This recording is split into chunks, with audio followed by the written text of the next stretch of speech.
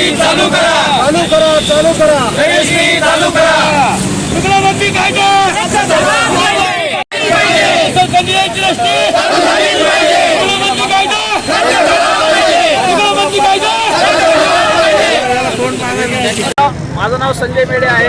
मी एक NA45 आणि NA47 plot धारक आहे।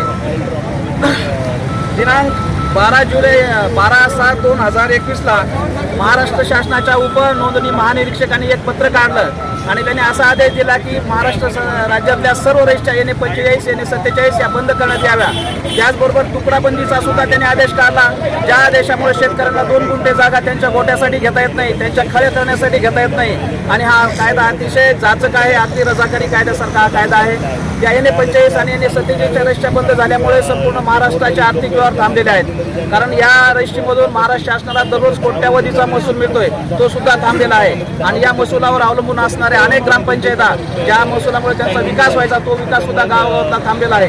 याचबरोबर या व्यवसायावर अवलंबून असणारे अनेक नागरिक जसे टपरीधारक आहेत, छोटे हॉटेल व्यावसायिक आहेत, टंकलेखक आहेत, झेरॉक्स लावाले आहेत, यांचा सुद्धा रोजीरोटीचा प्रश्न निर्माण झालेला आहे। याचबरोबर एखाद्या शेतकऱ्याला किंवा एखाद्या नागरिकाला त्याचं घर विकायचं असतं किंवा त्याला त्याच्या मुलीचं लग्न करायचं असतं तरी तो ती मालमत्ता विकल्या जात नसल्यामुळे त्याची रजिस्ट्री होत नसल्यामुळं तो त्यापासून वंचित झालेला आहे आणि अतिशय उपेक्षित आणि वंचित परिस्थितीमध्ये आलेला आहे। त्यामुळे शासनाला माझी विनंती आहे की या NA45 आणि NA47 ज्या रजिस्ट्री आहेत या शासनाच्याच आदेशाच्या आहेत। NA45 काय तर हे तहसीलदारचा NA आहे आणि तहसीलदार सुद्धा तुमचाच एक जबाबदार अधिकारी आहे। त्यामुळं शासनाला माझी विनंती आहे की लवकरात लवकर या NA45 आणि NA47 रजिस्ट्र्या सुरू करून सामान्य जनतेला न्याय द्यावा, तसेच शेतकरी आणि वंचित उपेक्षित कामगारांना सुद्धा न्याय द्यावा, ज्यामुळं या कायद्यामुळे त्यांच्या सर्व मालमत्ता या ठप्प झालेल्या आहेत, ते विकू शकत नाहीत आणि रस्त्यावर यायची वेळ आलेली आहे।